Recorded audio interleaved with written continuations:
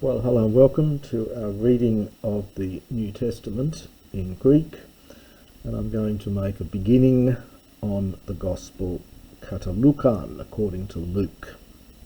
And I'll do this fairly slowly. Luke is not the easiest of authors to read in the New Testament. His Greek is somewhat more polished and his vocabulary somewhat more expansive. So we'll begin with chapter 1, and we begin with this dedication to someone called Theophilus. Epede pe poloi epikerasin anataxasthai diegesin periton peplerophoromenon en hemin pragmaton kathos paredosan hemin hoi apakes autoptai kai huperetai genominoi tu logu edoxe kamoi pare koluthe koti anothen pasin akribos katexes soi grapsai kratis de Theophile in epignois perihon katekthes logon ten asphaleon. This is quite a long sentence. It begins with this epede pair. This is a classical word. It's not found in the Septuagint. It's something like in as much as or since. It's got that epe plus a day plus a pair. These are emphasizing the epe. So something like it's a very strong form of since. So in as much as, it's often translated as, many poloi, many people, epikeresan. This is from epikairio. You'll see that kai root, well, to put one's hand to do something. And so it has the sense then of in as much as many have put their hand to put it straight into English, anataxasthai from anatasso, and it goes closely with the diagesin. Dihagemai is to arrange. This is the abstract noun, dihagesis, hence the arrangement, the narrative, the account, and the anataxasthai is to make an arrangement of, so putting all this together, to make an arrangement in proper order. So as many as have attempted to make an arrangement, to put things into proper order, to make an arrangement in proper order, periton, and that goes with the pragmaton at the end here of the clause. So regarding the matters, the things, which have been fulfilled en heimin, among us. This is a classical use of en, among. So regarding the affairs, the matters which have had their fulfillment among us. This is a lovely long, it's a perfect passive participle from plerothorio. The abstract noun, it means to fulfill, and the abstract noun appears elsewhere in the New Testament. It's in 1 Thessalonians, I think, and in Hebrews. So it's a root which occurs elsewhere in the New Testament. So just as they've done all that, kathos paredosan heimin. So just as, now the subject here is hoi autoptai.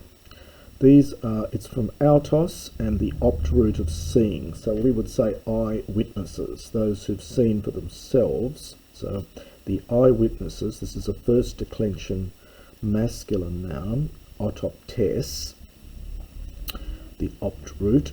So the eyewitnesses from the beginning, and those having become huperetai. By this stage, this word means here servants of. The original meaning was a slightly more pejorative term as lackeys, but here it's just servants of. The original meaning was those who were the under rowers. They were the people who rowed the ship but at the very bottom. Hence they became the lackeys or the servants. Here hasn't got that pejorative sense, it's just servants here. So those who were eyewitnesses from the beginning and those who had become the servants of God, just as they pareidos en heimin, handed it down to us. Paradosis, the abstract noun, is used for tradition. It's one of the meanings of that. This is from paradidomi, to hand down, to pass down.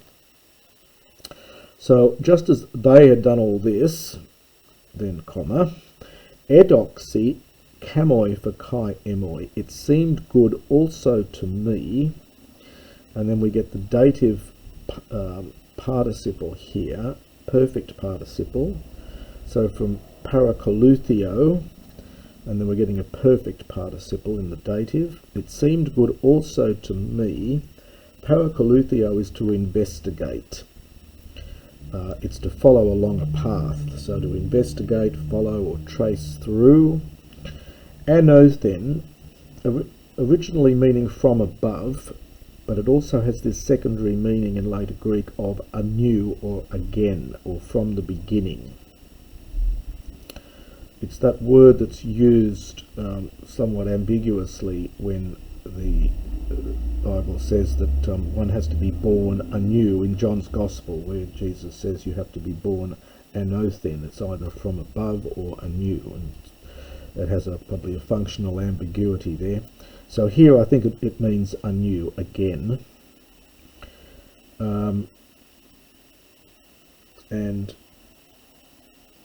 So it seemed good to me, making an investigation,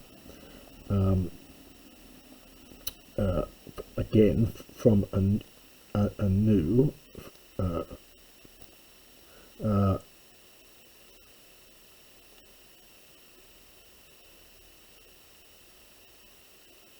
and I think we're getting a dative after this participle here, all things. So it seemed good to me, having investigated again all things, to write to you akribos accurately, kathexes, this means in order, one thing after another. So in sequence or in order. It's a favourite word with Luke. It doesn't appear, word appears only in Luke's writings, not elsewhere in the New Testament. There is a classical equivalent to this, hufexes, but in later Greek it becomes kathexes. So it seemed good to me, after I had investigated all these things accurately, to write to you again, or perhaps from the beginning, each thing in order, kratiste Theophile, most excellent Theophilus. This word kratistos means the strongest or the best. It's often used in the sense of just most excellent. It's a title of respect, often used in letters and things.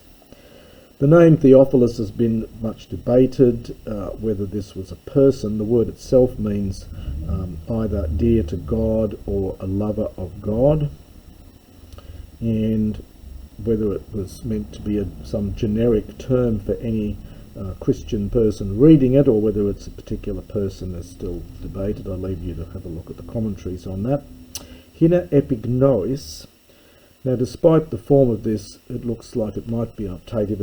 It's actually a subjunctive form. In order that you might know, perihone.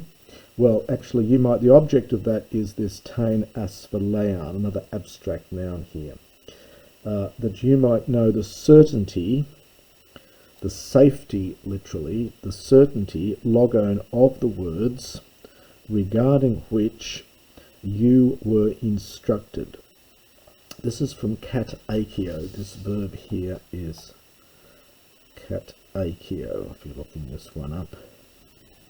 Katakio is to instruct, generally in a religious context, We get the word catechumen comes from this, that religious term for someone who was in the process of being instructed in a particular religious set of beliefs. So in order that you might know the security or the certainty of the words regarding which you were instructed.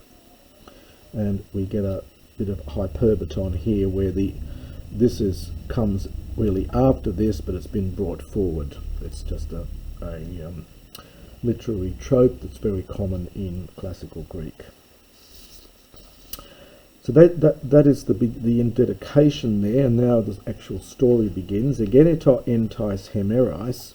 It came to pass in the days of Herod, the king, in opposition to this one, the king of Judea, that Tishierus, a certain priest, by name Zachariah. Now we get this rather strange little expression here, this ephemeras. So literally, it literally refers to a course of days. So he's from the something of Abia. And we get here what's called a metonymy, where this course of days, which was allocated to various people to act as priests, comes then to refer to the actual priestly division itself. So it's from the priestly division of Abia, it's normally translated, the Hebrew Mishmereth. So a certain priest, by name Zachariah, from the priestly division of Abia, or Abijah, and the wife was for him from the daughters of Aaron, so this is descendants presumably of Aaron, and the name of her was Elizabeth. The name in Hebrew means God is my oath, Elizabeth. And Esan dedikaioi emphoteroi en antion tu theou, paruomai, paruomenoi en passais tais en tolais, kai dikai omasin tu kuriu amemptoi. And they were both of them, they were both dikaioi, righteous before God. Even though one's male and one's female, the Greek will always use the male form here. So they were both righteous before God. Now, this is interesting here because Luke is, well, by tradition, Luke was a Gentile, and yet he seems to know his Septuagint extremely well. The verb paruomai, simply in classical Greek, means to go, or to walk, or to go, basically. In the Septuagint, the Hebrew word halak, which means simply to walk, is always translated by this verb paruomai. And it's used metaphorically in the sense not just of walking, but of conducting oneself in life. So it has an ethical overtone of walking in the ways of God and so on.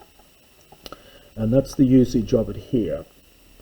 And so Luke is getting this really from the Septuagint. So they were conducting themselves, really, literally going,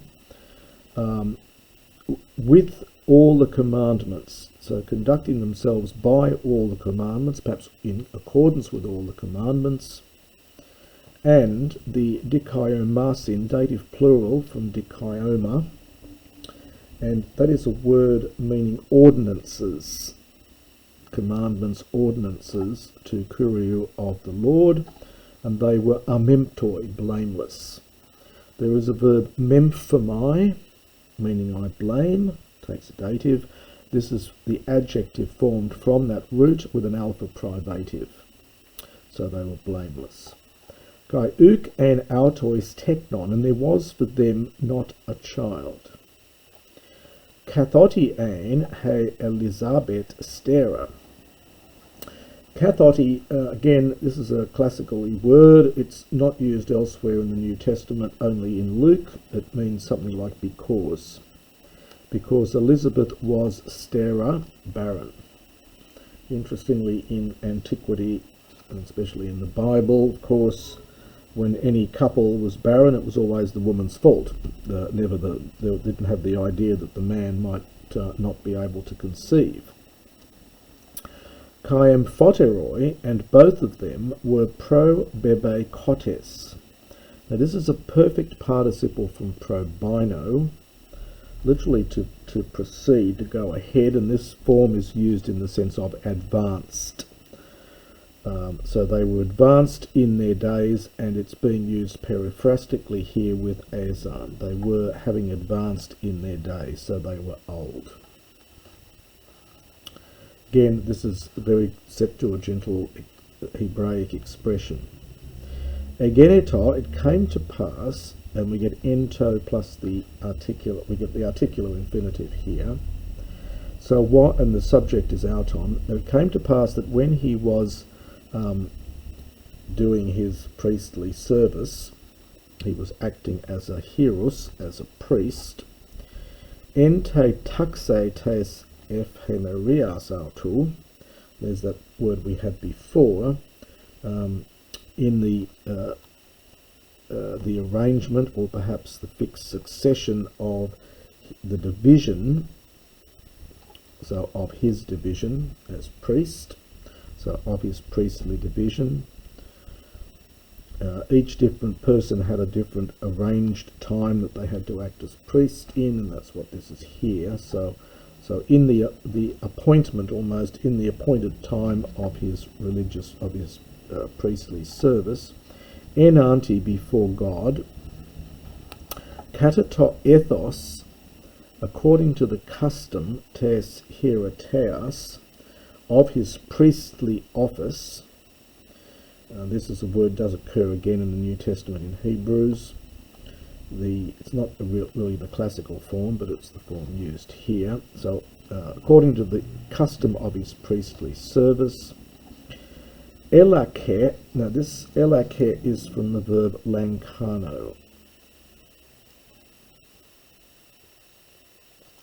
The verb is lankano. This is a nasal gamma here. You take out the nasal infix, you take out the an, and you get that root here, lach, and use that to form the aorist. It means to fall by lot to. So in other words, it was his turn. So it fell by lot to him for the thumiasai is the burning of incense. The noun, I think, is thumiama. Sorry, thumiama we're going to have shortly anyway. And having come into the naon, the temple of the Lord. Kai pan toplethos an to lau proseu komenu exo te hora to thumiamatos. And all the multitude of the people, and again we're getting this periphrastic constructions here, they were praying, exactly as we do in English, but this is not good Greek, but they use the verb to be with the participle, and it's a deponent middle. So they were praying exo, outside, te hora, at the hour of the, literally of the incense. So it's apply the burning of incense. Ophthe de auto angelos curio hestos ex dexion to thusiasteriu to thumiamatos. And the angel, well, ophthe it's literally was seen. It's an aorist passive from horao. It's got that opt root, but because of the theta in the aorist passive, the p in the opt root aspirates to a phi, so we get ophthe. So it's literally an angel was seen by him. However, this expression is often used in the Septuagint in a more active sense, just appeared to him, so you can translate it either way. So an angel kuriou, and notice there's no article here. two possibilities for this. Generally, kurios is used without the article when it refers to Yahweh in the Septuagint. It also happens that if you're doing this in Hebrew, then you wouldn't use an article with this anyway. So it's an angel of an angel of Yahweh, which is probably the best way of taking this. An angel of Yahweh was seen by him or appeared to him. An angel Hestos, participle from histemi, in that perfect form, so standing. Ekdexion, well, it's idiomatic here, on the right side of the thusios de riu. This is the standard word for the Jewish altar. Always used of the Jewish altar, not of the pagan altar. On the right side of the altar, thumiamatos, of the sacrifice of incense. Kai etarachthe Zacharias idon kai phobos epipepsen ep auton. And Zechariah was troubled. This is from tarasso, to disturb. So Zechariah was troubled, having seen, understand him, and fear fell upon him, from epipipto. This is the aorist from epipipto. And the angel said to him, Me phobu, do not fear, Zechariah. Dihoti eis ekuste he deesis su, kai hegune su Elizabeth genesai quion soi, kai keleses to onoma. I'll have to stop there and turn the page. So do not fear, Zechariah, because the diesis is the request. Deuma is to ask for something. This is the abstract noun. So your request has entered in. Has been heard, I should say. Your request has been heard, from aorist passive from asakuo, and your wife Elizabeth, this is from genao, will beget a son for you, and you will call to onoma, you will call his name Ioannin, John. Kai este karasoi, kai agaliasis, kai poloi epite genese autu karesontoi. And he will be a joy, kara, to you, and an agaliasis, a common word in biblical Greek. It's a source of joy, happiness, and many karesontai will rejoice. This is a future middle, will rejoice at his birth. Estai ga megas enopion tu kuriu kai oinon kai sikera ume pie. And he will be great before, and that's in brackets here, great before the Lord, great before Yahweh. And now we get this very interesting little part of the verse here. Oinos, of course, is wine. Sikera is not a Greek word. It's a transliteration of a Hebrew word meaning strong drink. The classical Greek word for this is methusma. And of course, this is just ringing bells, of course, back to the story of Samson, back in Judges. I think it's chapter 16 to 19. The story of Samson, and in fact Samson's mother is told exactly the same thing, that she is not allowed to have wine or strong drink during the time of her pregnancy, and now we're told that and Samson's not allowed to have wine or strong drink at all, and John's much the same. In fact, all of this first section of Luke is recalling bits and pieces out of Old Testament ideas. The idea that they were holy before God and so on. You get a similar thing in the book of Tobit, where the writer goes out of his way to point out in the very first chapter how righteous and good Tobit was. And here we're told how righteous and good Elizabeth and her husband were. And now we also get this oinon kai sikera.